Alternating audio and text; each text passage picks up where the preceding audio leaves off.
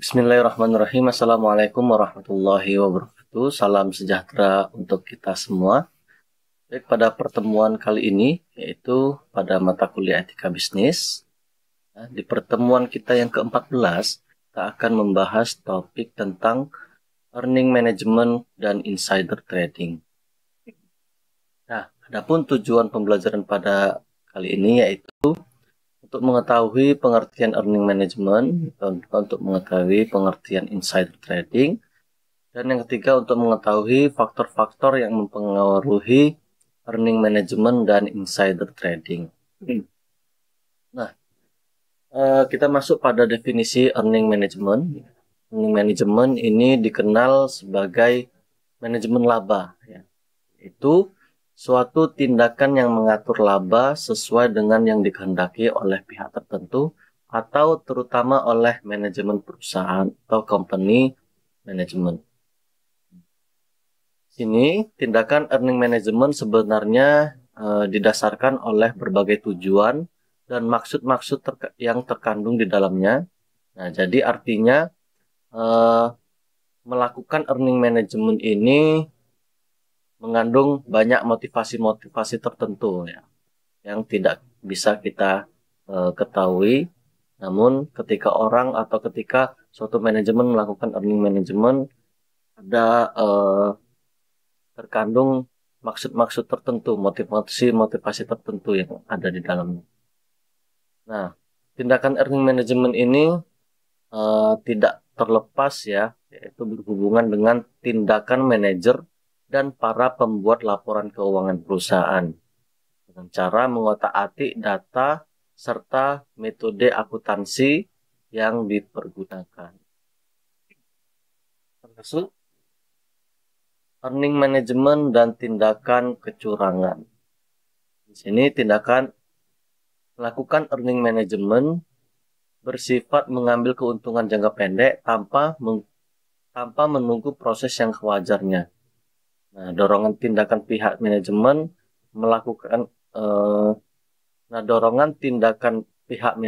melakukannya adalah ingin memperlihatkan kepada pihak pemegang saham terhadap prestasi kinerja perusahaan yang semakin lama semakin baik, dan lebih jauh pihak manajemen perusahaan memungkinkan untuk mempertahankan karena prestasinya yang menonjol tersebut.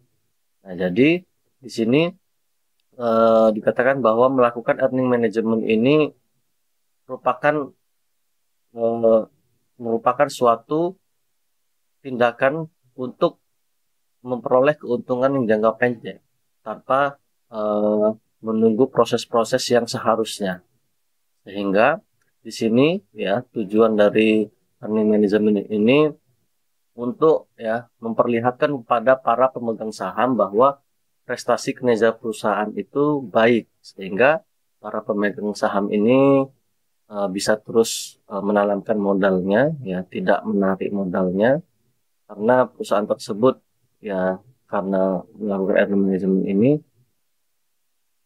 terlihat baik, gitu. Dan belum tentu itu memang benar sesuai faktanya. Nah, kita lanjut. Nah, namun sebenarnya apa yang dilaporkan oleh pihak manajemen perusahaan adalah suatu penipuan, ya, yaitu yang bersifat sangat tidak etis. Nah, ini seperti yang pernah dilakukan oleh Mersenne dan Prognes, bahwa tindakan manajer melakukan manajemen laba tersebut bisa dikategorikan sebagai suatu penipuan dan tidak etis. Nah, jadi ini dikatakan bahwa earning management ini merupakan suatu yang tidak etis karena mengubah-ubah atau mengolah-olah data agar seolah-olah memiliki prestasi atau perkembangan perusahaan yang baik, namun faktanya tidak seperti itu. Nah, di sini kita masuk pada faktor yang menyebabkan suatu perusahaan melakukan earning management. Nah, di sini ada 3, ya. Ada 3. Yang pertama, ya, SAK atau standar akuntansi keuangan memberikan fleksibilitas kepada manajemen untuk memilih prosedur dan metode akuntansi untuk mencatat suatu faktor tertentu dengan cara yang berbeda. Seperti mempergunakan metode LIFO ya, dan FIFO dalam menetapkan harga pokok persediaan, metode depresiasi, aktiva tetap, dan sebagainya. Nah, jadi dikatakan di sini kenapa faktor perusahaan melakukan earning management. Yang pertama, SAK-nya ini yang fleksibel. Jadi karena fleksibel ini, jadi perusahaan itu bisa memilih prosedur dan metode akuntansinya sendiri untuk mencatat suatu fakta-fakta tertentu dengan cara yang berbeda. Jadi ini bisa menjadi faktor jadinya earning management. Kemudian yang kedua, kembali ke SAK tadi, itu memberikan fleksibilitas kepada pihak manajemen. Ini dapat digunakan judgement dalam menyusun estimasi. Artinya kembali lagi ada fleksibilitas yang diberikan kepada pihak manajemen untuk menjudgement dalam menyusun estimasi-estimasi dalam.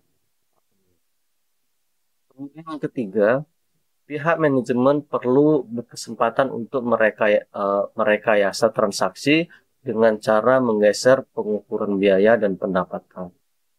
Ini juga menjadi faktor ya, di para manajemen perusahaan ada kesempatan untuk merekayasa transaksi. Itu penggeseran pengukuran biaya maupun pendapatannya. Inilah ketiga faktor yang menyebabkan perusahaan melakukan earning management. Nah, kemudian di sini terkait Bapepam LK dan tindakan earnings management. Ini Badan Pengawas Pasar Modal Bapepam dan LK Lembaga Keuangan. Ya. Nah, di sini ada dikatakan bahwa setiap perubahan ya dan berbagai informasi yang dilakukan oleh emiten diwajibkan untuk menginformasikan kepada Bapepam atau LK secara jelas, dan sebuah kesalahan besar jika laporan serta informasi tersebut ditutup-tutupi. Jadi emiten itu diwajibkan untuk menginformasikan kepada Bapepam dan LK bagaimana laporan tersebut tidak ditutup-tutupi, ya, jelas informasinya. Kemudian sini ada Undang-Undang Indonesia Nomor 8 Tahun 1995 tentang pasar modal. Ya, pasal 45 yang berbunyi bursa efek, lembaga clearing dan penjaminan, lembaga penyimpanan dan penyelesaian reksadana, perusahaan efek, penasihat investasi, biro administrasi, dan lain-lain yang telah memperoleh izin, persetujuan atau pendaftaran dari Bapepam wajib menyampaikan laporan kepada Bapepam. Ini terkait dengan Bapepam dan tindakan earnings di sini. Karena earnings mereka melakukan pelaporan-pelaporan, namun memanajemen labanya ditutup-tutupi terus jelas. Di sini juga di pasal 86 selanjutnya, emiten yang pernyataan pendaftarannya telah menjadi efektif atau perusahaan publik wajib menyampaikan laporan secara berkala kepada Bapepam dan mengumumkan laporan tersebut kepada masyarakat, dan menyampaikan laporan kepada Bapepam dan mengumumkan kepada masyarakat tentang peristiwa material yang dapat mempengaruhi harga efek harga efek selambat-lambatnya pada akhir hari kerja kedua setelah terjadinya peristiwa tersebut. Ya, ada pelaporan-pelaporan yang harus dilaporkan kepada Bapepam dan diumumkan kepada masyarakat terkait harga efek. Ya. Kemudian yang kedua, emiten atau perusahaan publik yang pernyataan pendaftarannya telah menjadi efektif dapat dikecualikan dari kewajiban untuk menyampaikan laporan sebagaimana dimaksud dalam ayat 1 berdasarkan ketentuan yang ditetapkan oleh Bapepam.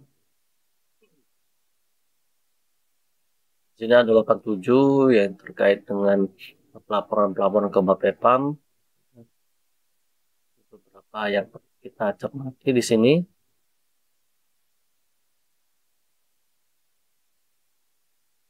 Kembali dulu kita bahas ini pasal 87, mana direktur atau komisaris emiten atau perusahaan publik wajib melaporkan kepada Bapepam atas kepemilikan setiap perusahaan kepemilikan atas saham perusahaan tersebut.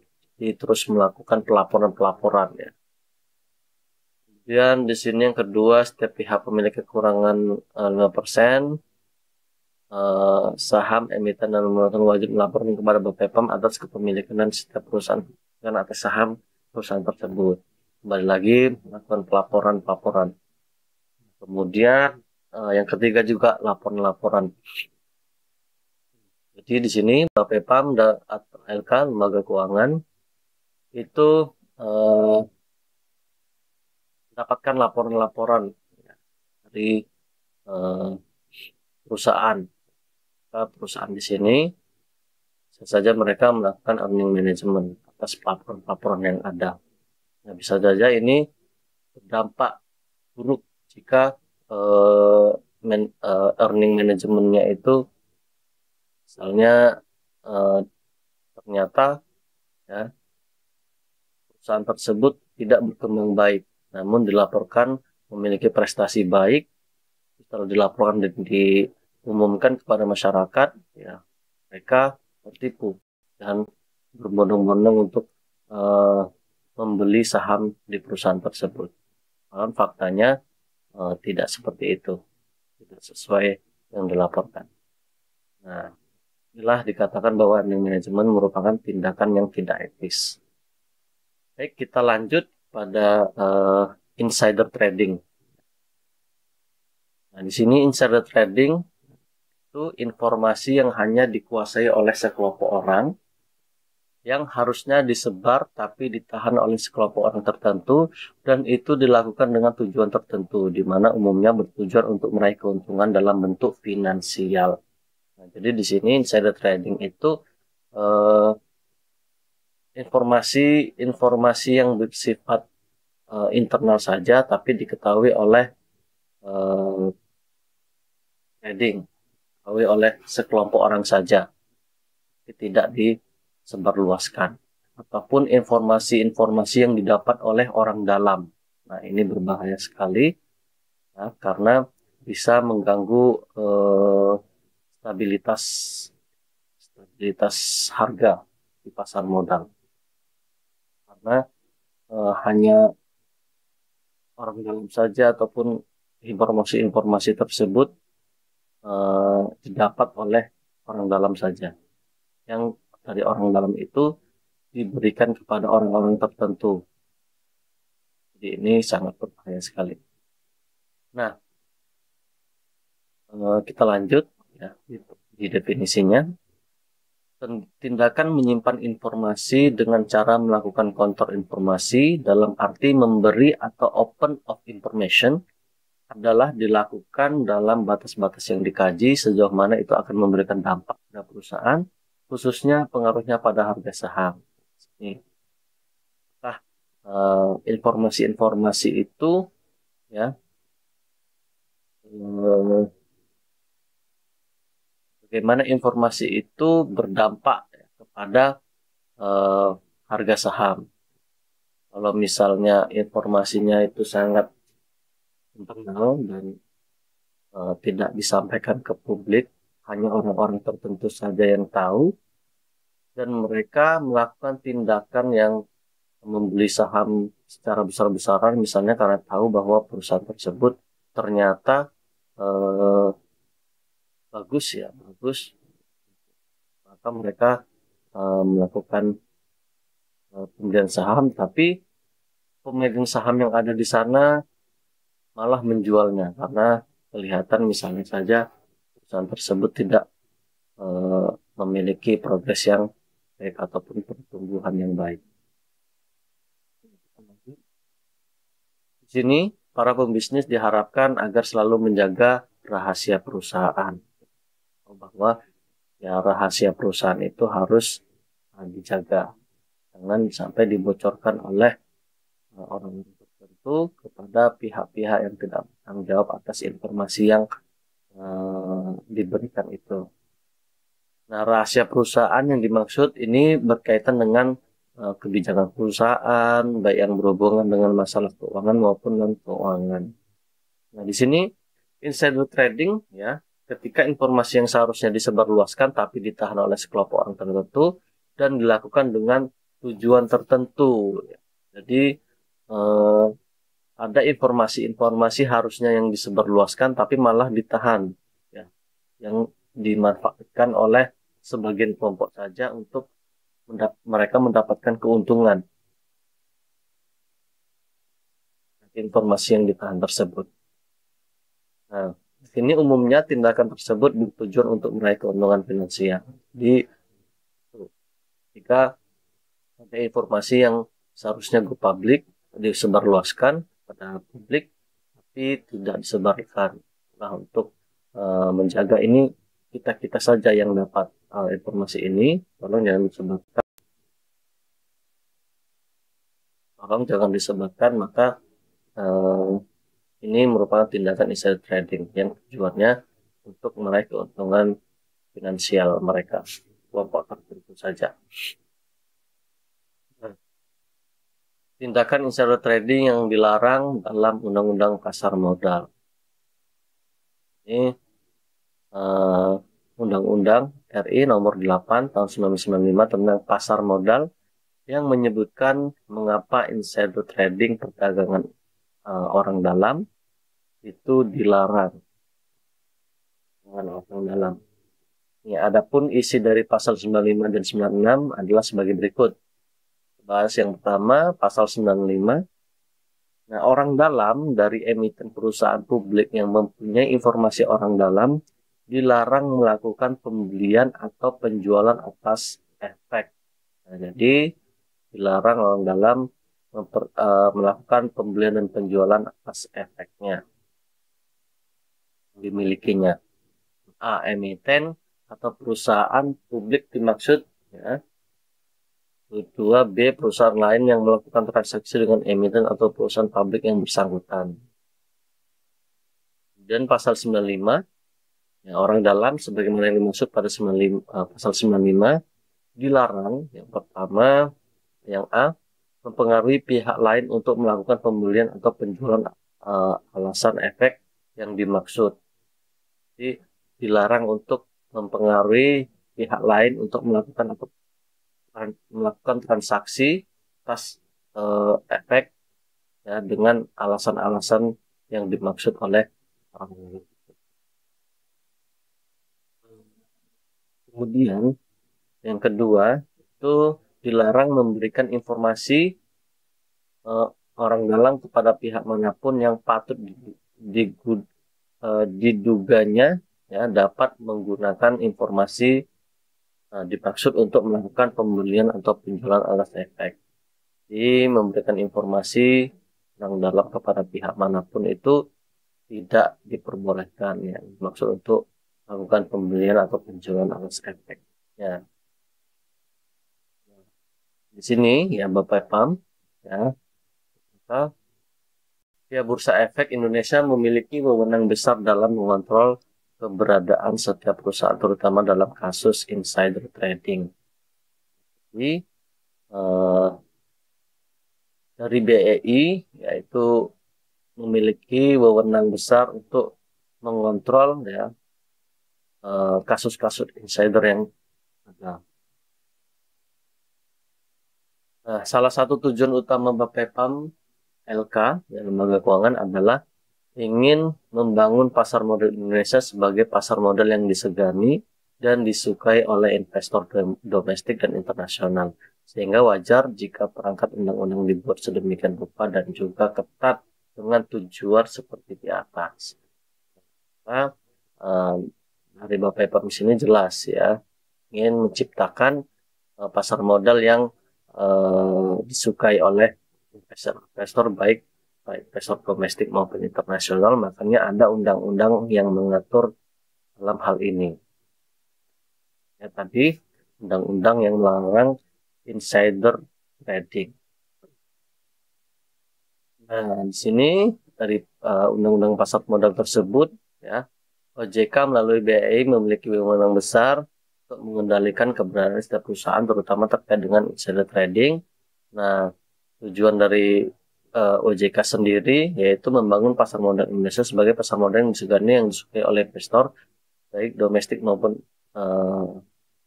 tadi.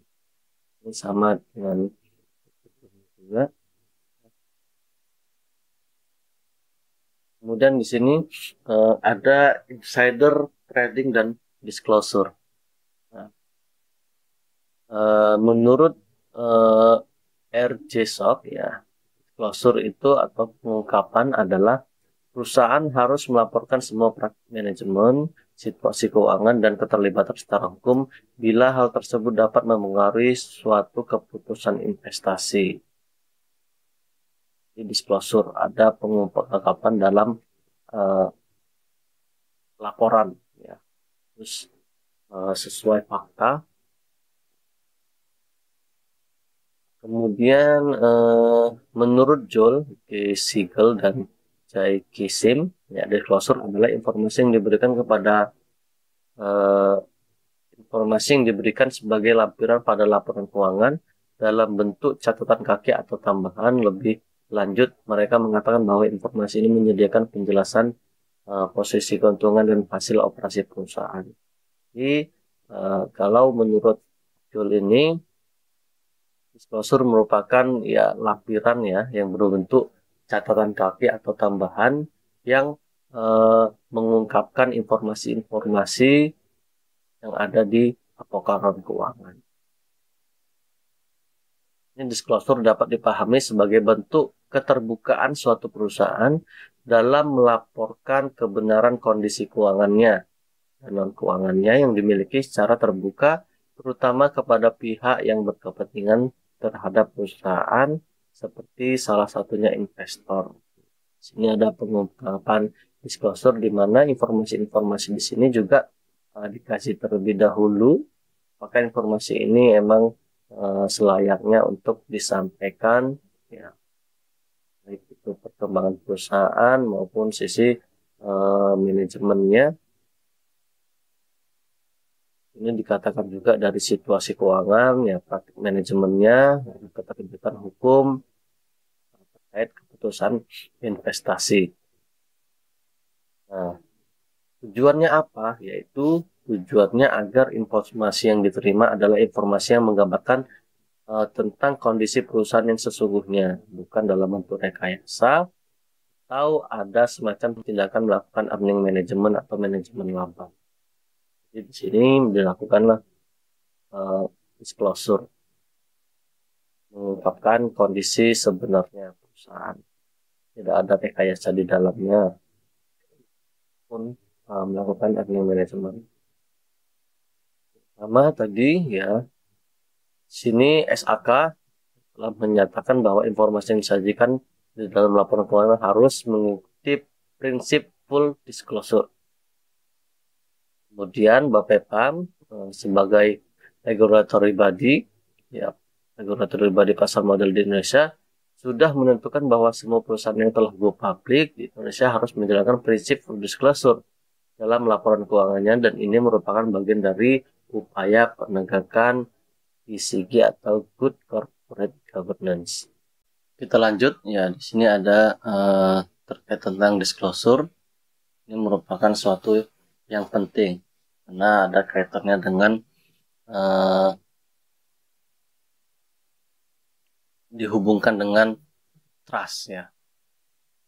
Nah, di sini jika kita menempatkan dari segi trust, maka menjadi suatu kaji topik yang luas, yaitu menyangkut kepada pihak yang berkepentingan terhadap perusahaan tersebut dan efek yang mungkin timbul terhadap naik turunnya trust tersebut.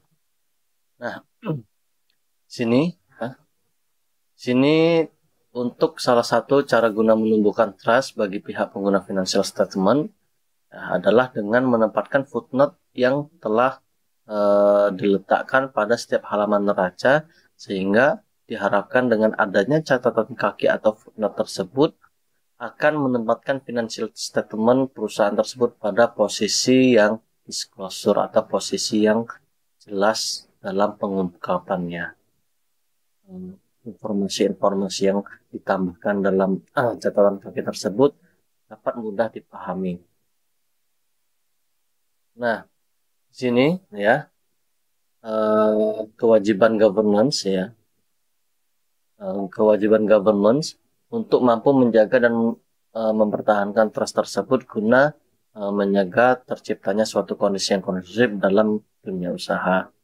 Nah, ya, dirasa perlu bagi pemerintah memberikan perhatian khusus dalam setiap regulasi yang dikeluarkan tanpa terkecuali yang berkaitan dengan pasar keuangan. Ini juga dikatakan bahwa terciptanya suatu kondisi perusahaan dengan jauh dari nuansa insider trading adalah tidak bisa dilepaskan dari peranan pemerintah, khususnya dalam hal ini adalah Bapepam LK,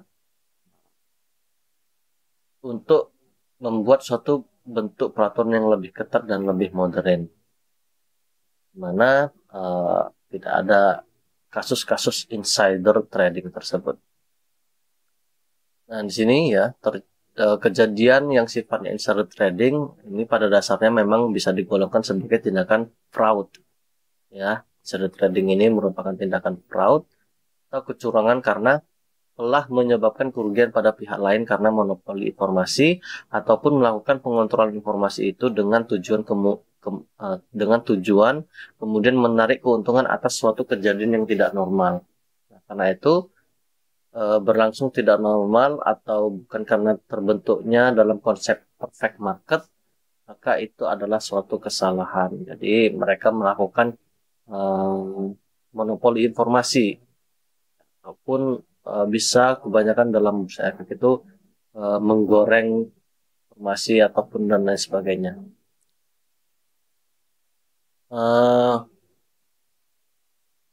Sini ya tindakan untuk memperkecil timbulnya insider yang dilakukan pembentukan organisasi profesi ya, seperti contohnya ada di Amerika yaitu AIMR ya, Association for Investment Management and Research. Nah, di sini untuk mendorong setiap anggotanya membangun sikap profesional dalam bekerja yang terikat dalam suatu kode etik profesi ya. Jadi bagaimana mereka ataupun dari perusahaan tersebut membangun sikap yang profesional, jangan melakukan hal-hal yang baik itu kecurangan ataupun bisa kita katakan dengan fraud. Nah, selanjutnya ya, earning management dan insider trading dalam perspektif etika bisnis. Kita bahas bagaimana manajemen laba atau insider trading ini dilihat dari kacamata etika bisnis.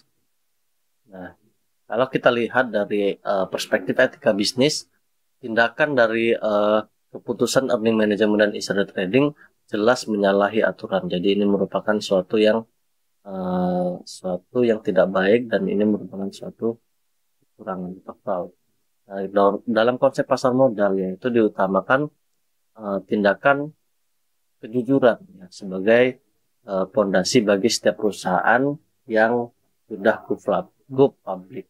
Jadi yang perusahaannya sudah go public dan diharapkan memiliki kejujuran yang baik.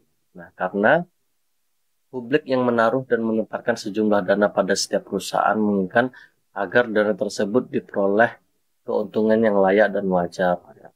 Tidak ada kecurangan di dalamnya. Nah, sementara earning management dan insider trading harus dilihat sebagai perbuatan yang dilakukan oleh pihak internal dan itu bersifat merugikan bagi pihak eksternal. Di sisi lain, pihak eksternal ataupun masyarakat menilai setiap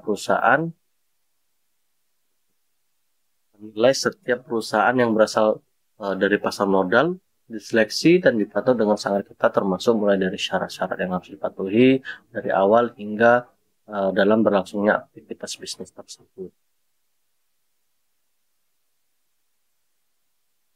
Sini aksi dan tindakan gorengan ya, seperti yang saya sampaikan tadi, ada gorengan informasi di pasar modal yang melanggar etika bisnis. Ya. Tindakan yang melanggar etika bisnis di pasar modal juga terjadi dalam bentuk aksi gorengan saham. Ya. kita melakukan gorengan saham, hanya ada bandar nih membeli saham banyak ya suatu perusahaan, padahal saham itu ya perusahaannya memiliki eh, memiliki pertumbuhan yang menurun atau tidak bagus. Jadi dia beli untuk eh, memancing atau menggoreng agar eh, para trading itu melihat ini eh, merupakan prospek ya, ataupun ya nanti kedepannya akan naik begitu. Malahan ini hanya untuk eh, digoreng untuk memancing mereka agar beli. Jadi ada bandar yang besar membeli saham tersebut agar sahamnya bisa naik. Nah, di sini aksi gorengan saham adalah saat saham diluncurkan atau dijual ke pasar modal, maka pihak perusahaan melakukan pembelian saham dalam jumlah yang banyak dengan tujuan untuk mempengaruhi publik bahwa saham perusahaan tersebut baik, nah, menguntungkan dan layak untuk dibeli. Sementara masyarakat tidak mengetahui bahwa yang membeli saham tersebut adalah pihak internal perusahaan, dan itu dilakukan dengan tujuan tertentu seperti ingin mempengaruhi harga saham di pasaran agar naik. Kan yang beli itu orang dalam ya, ataupun orang tertentu ya yang kerjasama dengan orang dalam, ya tujuannya itu untuk menggoreng saham agar bagaimana masyarakat melihat saham tersebut baik ataupun bagus ke depannya, dan melihat perkembangan yang ada banyak yang beli, harganya juga naik, maka orang-orang pada beli. Tapi pas sudah beli ternyata yang eh, ternyata turun lagi sahamnya, dan itu hanya untuk memancing agar banyak masyarakat yang di saham tersebut dan berinvestasi di sana. Dan itu hanya saham gorengan saja. Nah, di sini investor terlanjur membeli saham gorengan. Nah, itu investor yang memiliki banyak pengalaman dalam jual beli saham. Ini biasanya eh, investor yang masih pemula ya. Saya juga termasuk investor yang pemula, kemarin eh, sempat terpancing ya dan membeli saham gorengan. Salah satu bursa efek yang ternyata itu saham gorengan, pas dibeli harga tinggi ternyata di kemudian hari langsung jatuh anjlok. Ini investor-investor pemula yang belum berpengalaman. Uh, jadi di sini dikatakan mereka terpengaruh situasi di mana pihak yang membeli dan mendorong saham tersebut bukan berdasarkan analisis pribadi yang mendalam terhadap perusahaan, seperti dengan membaca prospektus perusahaan secara detail, ya, memahami laporan keuangan, mengerti ruang lingkup aktivitas perusahaan dan menghubungkannya dengan kondisi mikro dan makroekonomi.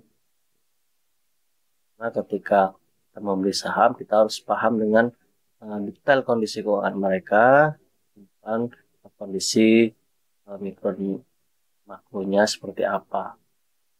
Nah, kalau kita yang pemula-pemula itu, ya, yang pemula-pemula termasuk saya juga, melihat saja langsung di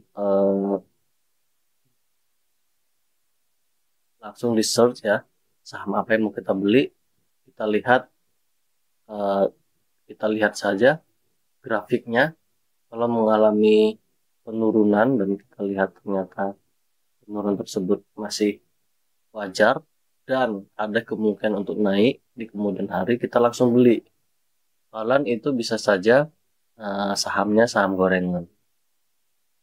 Oh, ya tujuannya ya mengelabui masyarakat bahwa saham itu prospeknya bagus, ya, pertumbuhannya bagus, tapi ternyata tidak. Yang beli itu bukan masyarakat ataupun pihak eksternal, melainkan pihak dirinya sendiri, pihak perusahaan tersebut. Kita lanjut. Nah, ini ada tips bagi investor dalam bermain saham. Nah, di sini dari Trevino ya, ada beberapa cara yang dapat membantu investor atau investor yang pemula atau investor baru atau investor kecil lebih tenang membaca situasi. Pertama, amati dulu reaksinya terhadap pergerakan bursa kejadian. Pada saat itu diamati terlebih dahulu. Kemudian perhatikan analisis pergerakan investor asing menjelang penutupan sesi kedua perdagangan. Apakah mereka kembali masuk atau tidak. Biasanya dibagi waktu-waktunya. Ya. Biasanya di jam 12 apa ya, kalau nggak salah. Jadi ada penutupan, ya, kemudian dibuka kembali di sesi kedua. Kemudian yang ketiga, perhatikan kondisi bursa keesokan harinya. Kemudian jika investor kecil memiliki saham selain blue chip, ya, blue chip ini maksudnya saham-saham yang bagus, ya, sebaiknya segera menjual saham tersebut pada guyuran pertama dan menukarkannya pada saham blue chip yang paling banyak terkoreksi. Jika pada saat itu investor kecil memiliki dana tunai, dapat membeli saham-saham blue chip yang terkoreksi dalam memiliki kapitalisasi pasar besar. Jadi pada saat pembukaan kedua, itu dia punya dana lagi, maka dia sebaiknya membeli saham yang terkoreksi atau yang mengalami penurunan harga sahamnya. Jadi yang tentunya saham-saham yang blue chip, ya, saham-saham yang bagus, ya, seperti misalnya saja Antam, Unilever dan lain-lain. Nah, selanjutnya disclosure yang dibolehkan dan tidak dibolehkan di pasar modal. Di sini kita lihat ada beberapa disclosure yang dibolehkan maupun tidak. Nah, ada aturan yang berlaku di pasar modal, yaitu dilarang adanya tindakan yang bertujuan mengungkapkan nama atau kegiatan investasi nasabah kepada perusahaan efek lain. Kemudian yang kedua, dalam pasar modal praktiknya kegiatan yang bersifat kegiatan yang seperti ini adalah sangat dilarang, ya, karena setiap kerahasiaan serta wibawa perusahaan harus selalu dijaga dan dijamin dengan tujuan memberi kenyamanan penuh dalam berinvestasi di pasar modal. Jadi tidak boleh mengungkapkan nama atau kegiatan investasi nasabah kepada perusahaan efek lainnya. Juga kerahasiaan nama pun kegiatan investasi nasabah. Nah, tujuan pemerintah, ya, salah satu tujuan pemerintah adalah mengkampanyekan kenyamanan investasi kepada para investor dengan mempergunakan media BI, Bursa Efek Indonesia, sebagai salah satu alternatif investasi yang profitable dan bersifat sustainable secara legal. Nah, tapi kita harus mengingat bahwa para emiten ini diwajibkan untuk menjunjung tinggi konsep disclosure di konsep pengungkapan tadi secara jelas berbagai bentuk aktivitas perusahaan kepada pihak yang membutuhkan dan menghindari memberikan informasi yang bersifat kecurangan atau merugikan investor. Ini juga ada, ya, peraturan Bapepam mengenai dokumen yang terbuka, dan ada juga contoh Undang-Undang RI nomor 8 tahun 95 yang tadi sudah kita bahas juga di slide sebelumnya. Ya, kemudian di sini, ya, disclosure dalam pasar modal menjadi penting jika dilihat pada keinginan kuat untuk mendorong terbentuknya pasar modal Indonesia yang kuat dan stabil secara jangka panjang. Nah, sehingga ketentuan yang berlaku pada pasar modal yang tertera pada setiap pasal jelas telah menegaskan pada kita bahwa semua itu menuju ke sana, yaitu membangun dan mendukung agar terdorongnya perusahaan yang berbasis secara lebih etis. Ini juga dikatakan bahwa hukum, ya, serta berbagai aturan yang berlaku di lingkungan pasar modal adalah sebuah kontrak kerja yang mendukung arah pencapaian kerja, itu mencapai kerja yang baik. Nah, Kejahatan bisa terjadi dengan lemahnya sistem yang membangun, namun dengan penerapan sistem yang ketat dan tertuang pada undang-undang dan berbagai aturan lainnya mampu menahan tindak kejahatan itu akan terjadi. Walaupun kejahatan akan terus bekerja untuk mencari kelemahan dari undang-undang dan peraturan. Minimal ketika ada undang-undang dan peraturan yang uh, tentang pasar modal, ya, ini menunjukkan etikat baik ya ataupun membatasi ya membentengi para investor-investor untuk melakukan atau perusahaan-perusahaan untuk melakukan tindakan yang tidak etis yang melanggar baik itu merugikan dari perusahaan maupun investor. Jadi ada undang-undang peraturan tersebut menjamin atau memberikan istilahnya memberikan perlindungan kepada perusahaan maupun investor dalam pasar modal. Mungkin terima kasih ya, cukup sekian penjelasan pada materi kita tentang earning management dan insider trading. Baik, selanjutnya sesi tanya jawab. Teman-teman bisa menggunakan forum diskusi yang telah disediakan. Semoga materi ini bermanfaat. Saya akhiri. Assalamualaikum warahmatullahi wabarakatuh.